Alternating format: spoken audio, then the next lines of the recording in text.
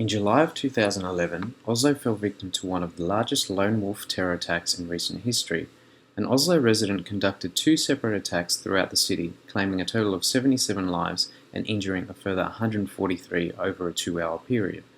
Oslo's recent history with terrorism is one of a similar nature to that of what Sydney has experienced, albeit on a larger scale. By looking at how Oslo dealt with the attacks and future threats posed by lone wolf terrorists, we will be able to better identify the possible solutions which could be implemented by Sydney to create a safer city. One of the major aspects of the choice of Oslo as a case study for social sustainability and terrorism was their response to the 2011 attacks, as this varied greatly to those of other Western countries affected by terrorism, particularly the USA. Oslo's political class refused to succumb to the typical notion of increasing security as the sole reaction to terrorism. On the day following the 2011 attacks, Oslo's mayor stated, "I don't think security can solve our problems. We need to teach greater respect." Published in August 2011, the Action Plan Against Radicalisation and Violent Extremism was created by the Norwegian government as a plan to combat the ever-growing threat of radicalisation within Norway following the 2011 attacks in Oslo.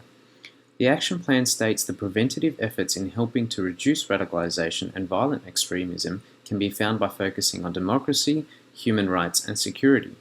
The goal of the formation of such an action plan is to reach persons who are at risk as early as possible and encounter them with measures that work, and focuses on promoting participation, social inclusion and equality, ensuring good formative conditions for children and youth, integration, belonging and protection against discrimination, and social education on radicalisation.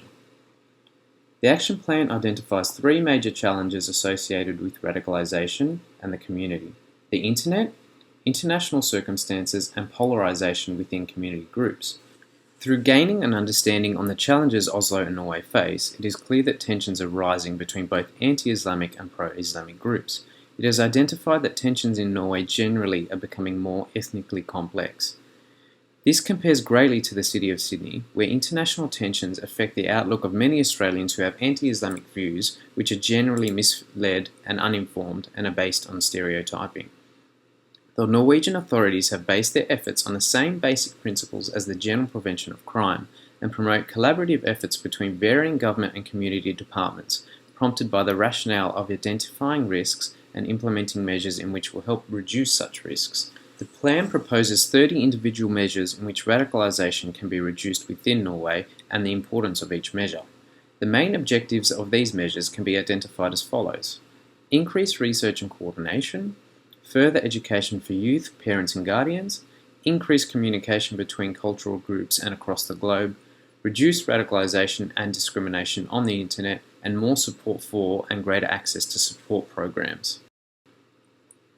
As we have learned previously, the issues facing Oslo are of immense significance to Sydney. Lone wolf terrorism emanates as the major terror-related threat to both cities. It is of note that the Sydney 2030 plan does not mention terrorism as a major threat to Sydney, nor does it relate to any of the city's 100 resilient cities' key resilience challenges. However, it is a threat that should not be ignored and is a threat that can be dealt with through preventative and socially positive measures.